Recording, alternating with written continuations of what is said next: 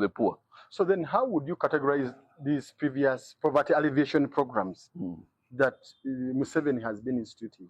Because it says, genuinely, I'm interested in people going into the cash economy. Over the years, we have had more than 5. Operation Wealth Creation, there's this thing in 96 that came where people got money and married more, the men married more wives. So on the face of it all, it shows an impression of a president who wants to genuinely get people out of poverty. But at the same time, for you to say, the president needs more pictures or more polls in that. No, and now you see with the PDM, the 1 million, all those kinds of things. Of course, there is no impact. For many, there is no impact to show. But then there's been an effort. There is not supposed to be an impact. You see, let me tell you something. When you have, I don't know how to put it, but politics is about manipulation of people's whatever. Nobody knows that as much as, that man. He knows how to say one thing and do the other. He destroyed the whole system of production that he found. Your cooperative societies. He deliberately destroyed it, and then has been working hard to bring it back for 40 years. Okay. Now, when he went and made Ezra Suruma minister, and Suruma actually tried to bring back cooperatives and actually tried to get he fired him immediately.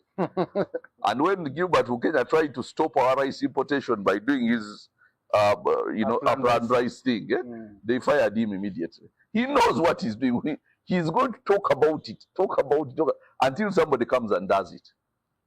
Then he will fire that person.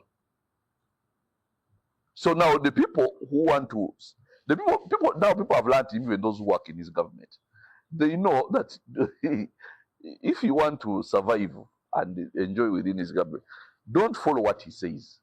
You just go there and pluck out as much as you want, destroy as much as you want. He's not going to touch you.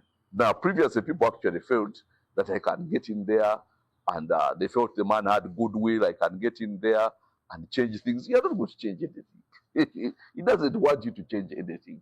That's how it is. And now, that's why I'm saying that it is going to be so easy for us as a nation to get back to production when he's away, because he's the stumbling block.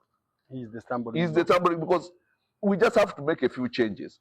I'll tell them to you off cuff here right now. Number one, stop importation of unnecessary agricultural produce. Okay, that alone will save around 600 million. That was going out of the country, which would stay in the country. $600 million. That's enough to put some money in so many people's pockets.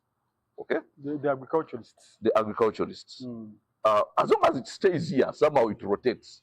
The second one, which perhaps we should talk about, is in other countries, they have an equivalent of the FIA, this Financial Intelligence Agency. Authority. Yeah. And their purpose is to make sure money doesn't leave the country. Ours is to make sure money doesn't come into the country. Now I'm hearing those clowns talking about building an economy like Dubai in 10 years.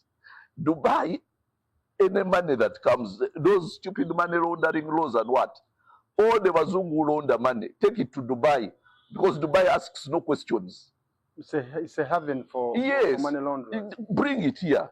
They don't mind money coming in, because what they will do is they'll say, come and invest it here. We have properties, buy here. What? But the original Emiratis have to have a share of whatever it is you're doing. The citizenry, the original, Emiratis. Now, like a holding in your company. Like a holding in your company. But otherwise, bring the money.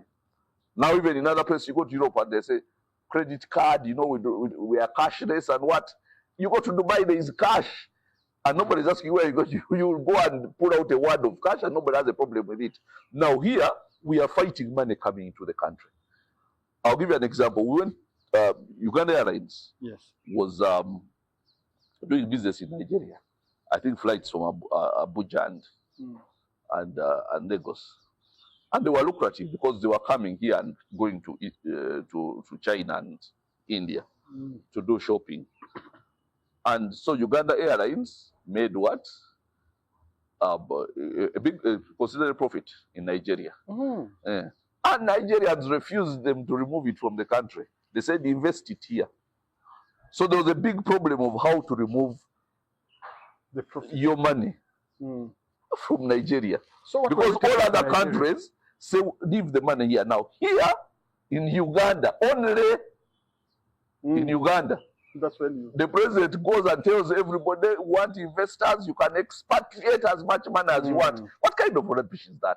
Yeah, you can expatriate 100% profit. Yes. Now, what kind of... It's an incentive for FDI. No, but the thing, incentive, but how many come?